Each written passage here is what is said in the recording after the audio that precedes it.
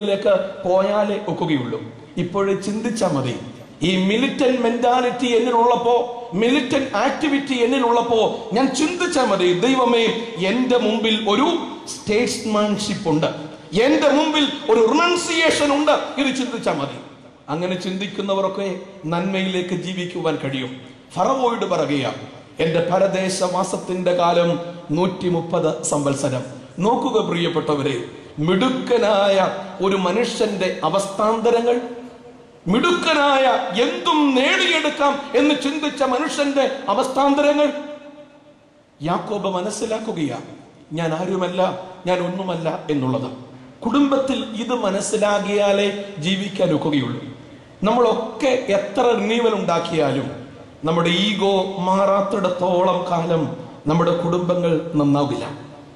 അഹംഭാവം നന്നാകാത്തിടത്തോളം കാലം നമ്മുടെ കുടുംബങ്ങൾ നന്നാകില്ല.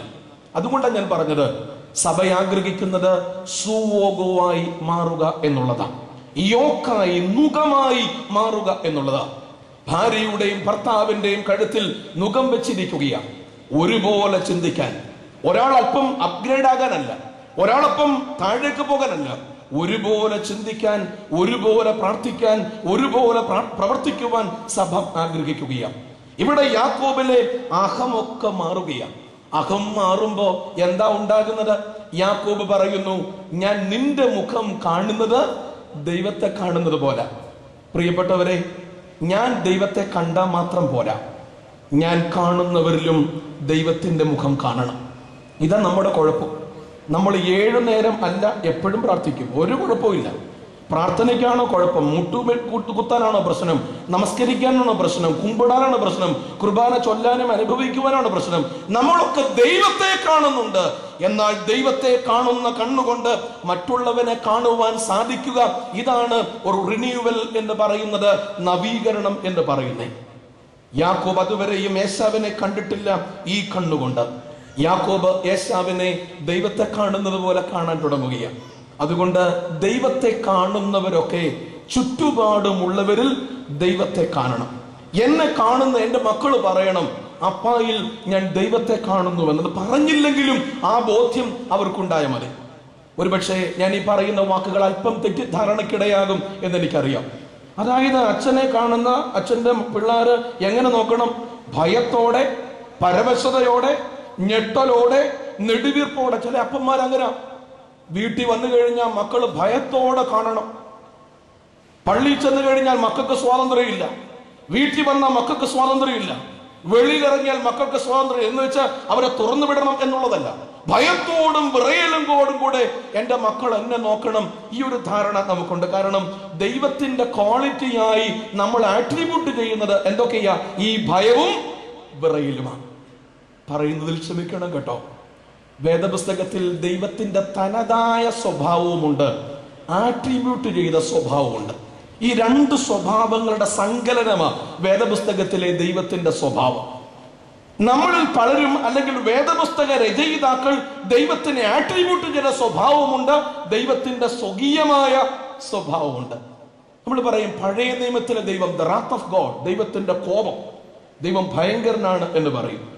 എന്റെ പരിമിതമായ അറിവ് കൊണ്ട് പറയട്ടെ, അത് പരിമിതമാണ് എന്ന പൂർണ്ണബോധ്യം എനിക്കുണ്ട്. എന്നോടുള്ള എൻ്റെ അറിവിൽ പറയട്ടെ, ഈ ദൈവത്തിന്റെ കോപം, ഭയം എന്നൊക്കെ പറയുന്നത് നമ്മുടെ ഭയത്തെ ഒന്ന് കാണിച്ചു കൊടുക്കാൻ, നമ്മുടെ ഭയത്തിന് അല്ലെങ്കിൽ നമ്മുടെ കോപത്തിന് ചില തലങ്ങൾ ഉണ്ടാക്കാൻ വേണ്ടി നമ്മൾ പറയുക ദൈവത്തിന് എന്തുണ്ട്? കോപമുണ്ട് എന്നൊക്കെ. നമ്മുടെ കോപത്തെ ഒന്ന് ഇക്വലൈസ് ചെയ്യുവാൻ ദൈവത്തിന്റെ കോപത്തെ നാം എടുക്കുകയാണ്. പ്രിയപ്പെട്ടവരെ, ദൈവത്തിന്റെ റാത്ത്, ദൈവത്തിന്റെ കോപം എന്നൊക്കെ പറയുന്നത് അതൊരു ആട്രിബ്യൂട്ടഡ് ആയിട്ടുള്ള കാര്യമാണ്. ദൈവം സ്നേഹമാണ്, ദൈവം കരുണയാണ്, ദൈവം മഹാകരുണയുടെ വക്താവാണ്. അതുകൊണ്ട് ഈ തെറ്റിദ്ധാരണ നമുക്കുണ്ടാകരുത്. ദൈവത്തിന് കൽപ്പിച്ചു കൊടുക്കുന്ന സ്വഭാവമുണ്ട്, ദൈവത്തിന്റെ സ്വകീയമായ സ്വഭാവമുണ്ട്. പഴയ നിയമത്തിലെ ദൈവത്തിനെ കുറിച്ചുള്ള ഭയവും വിറയലും എന്നൊക്കെ പറയുന്നത് അതല്പം കൽപ്പിച്ചു കൊടുക്കുന്നതല്ലേ എന്ന് തോന്നുകയാണ്. എന്നെ കാണുന്ന എൻ്റെ കുഞ്ഞുമക്കൾ ദൈവത്തെ കാണണം. ഈ തിരുവേണിയെ കാണുന്ന സഭ ദൈവത്തെ കാണണം. സാധിക്കുന്നില്ല എങ്കിൽ അവിടെയാണ് നമുക്ക് റിന്യൂവൽ ആവശ്യം. എന്നെ കാണുന്ന എൻ്റെ വിശ്വാസികൾ ദൈവത്തെ കാണണം. പ്രിയപ്പെട്ടവരെ, പെനിയേലിന്റെ അനുഭവം നമ്മുടെ കുടുംബജീവിതത്തിൽ ഉണ്ടാകണം. പെനിയേലിന്റെ അനുഭവം നമ്മുടെ കുടുംബജീവിതത്തിൽ ഉണ്ടാകുമ്പോഴാണ് ജീവിതം സുന്ദരമായി അനുഗ്രഹമായി മാറുന്നത്. എന്താ പെനിയേലിന്റെ അനുഭവത്തിൽ യാക്കോബിനുണ്ടായത്? യാക്കോബ് ദൈവത്തിന്റെ ദൂതനുമായി മൽപ്പിടുത്തം നടത്തി എന്ന് ഞാൻ പറഞ്ഞല്ലോ. യാക്കോബിന് മനസ്സിലായി, ദൈവം എന്റെ തുടയിൽ ഒന്ന് തൊട്ടാൽ ഉളുക്കാനുള്ളതേ ഉള്ളൂ ജീവിതം എന്നുള്ളത് യാക്കോബിന് മനസ്സിലായി. ഇതൊരു അവബോധമാണ്. എന്റെ തുടയിൽ ദൈവം ഒന്ന് തൊട്ടാൽ ഉളുക്കാനുള്ളതേ ഉള്ളൂ ജീവിതം എന്നുള്ള അവബോധത്തിലേക്ക് യാക്കോബ് വരികയാണ്. കാഴ്ചയ്ക്ക് 4 ഘട്ടങ്ങൾ ഉണ്ട് എന്നാ പറയുന്നേ. കാഴ്ചയ്ക്ക് 4 ഘട്ടങ്ങളുണ്ട്. ഒന്ന്, നോട്ടം. യാക്കോബിന്റെ കാഴ്ചയിലെ ഒന്നാമത്തെ ഘട്ടം നോട്ടമാണ്. നോട്ടം എപ്പോഴും ലാഭത്തിന് വേണ്ടിയുള്ളതാണ്. യാക്കോബ് നോക്കിയത് ആരെയാ? ലേയാണോ റാഹേലിനെയാണോ? റാഹേലിനെയാ. നോട്ടം എപ്പോഴും സൗന്ദര്യത്തോടുള്ളതാണ്. നോട്ടം എപ്പോഴും ലാഭത്തോട് ഉള്ളതാണ്. എന്നാൽ രണ്ടാമതായിട്ടുണ്ടാകുന്നതാണ് കാഴ്ച എന്ന് പറയുന്നത്. ഹാരാനിൽ എത്തിയപ്പോഴാണ് യാക്കോബിന് മനസ്സിലായത്, വിജയം എപ്പോഴും എന്റെ കൂടെ ആയിരിക്കുകയില്ല. നാട്ടുഭാഷയിൽ പറഞ്ഞാൽ മിന്നുന്നതെല്ലാം പൊന്നല്ല. ഇതാണ് കാഴ്ച എന്ന് പറയുന്നത്. ഒന്ന് നോട്ടമാണ്, അത് ലാഭത്തിൻ്റെതാണ്. 2 കാഴ്ചയാണ്. മൂന്നാമതായിട്ടുണ്ടാകുന്നത് ദർശനമാണ്. യാക്കോബിന്റെ ദർശനം ഉൽപ്പത്തി പുസ്തകം 31-ാം അധ്യായം 42-ാമത്തെ വാക്യത്തിൽ ഇങ്ങനെയാ പറയുന്നത്. തന്റെ അമ്മാവനായ ലാബാനോട് യാക്കോബ് പറയുന്നത് ഇങ്ങനെയാണ്: അബ്രഹാമിന്റെ ദൈവവും ഇസഹാക്കിന്റെ ഭയവുമാകൻ എനിക്കില്ലാതിരുന്നുവെങ്കിൽ നീ ഇപ്പോൾ തന്നെ എന്നെ വെറുതെ അയച്ചു കളയുമായിരുന്നു. ദൈവം എന്റെ കഷ്ടതയും എന്റെ കൈകളുടെ പ്രയത്നവും കണ്ടു.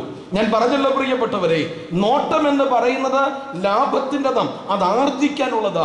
കാഴ്ച എന്ന് പറയുന്നത് അത് കുറച്ചുകൂടെ അല്പം കൂടെ ഒന്ന് മാറുകയാണ്. ഞാൻ എന്ന് പറയുന്ന അവസ്ഥയിൽ ചെറിയ ഒരു മാറ്റം ഉണ്ടാകുകയാണ്. മൂന്നാമതായിട്ട് ദർശനം. നാലാമതായിട്ടുള്ളതിന്റെ പേരാണ് ഗ്രഹണം എന്ന് പറയുന്നത്.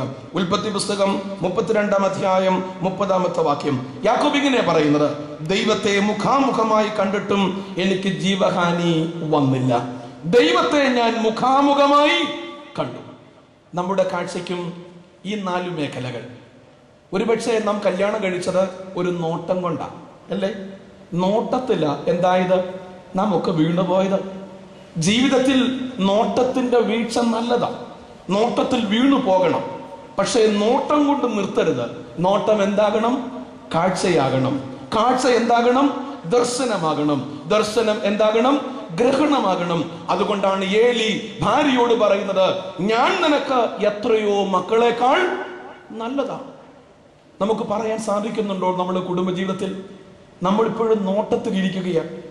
മക്കളെ കെട്ടിച്ചു വിട്ടു, പെണ്ണിനെ കെട്ടിക്കാറായി, എന്നിട്ടും പല അവസരങ്ങളിലും സംസാരിച്ചു വരുമ്പോൾ പറയുന്നത് ആ കല്യാണത്തിന്റെ സ്ത്രീധനത്തെ കുറിച്ചാണ്.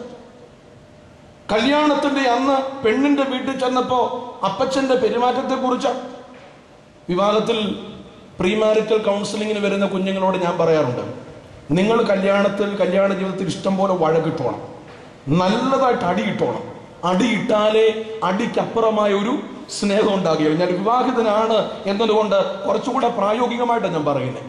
വിവാഹ ജീവിതത്തിൽ അടിയിടണം. പക്ഷെ ഒറ്റ ഒരു കാര്യമേ ഉള്ളൂ, ഏത് വിഷയത്തിലാണോ സംസാരം ആരംഭിച്ചത് ആ വിഷയത്തിൽ മാത്രമേ മുമ്പോട്ട് പോകാവൂ എന്ന്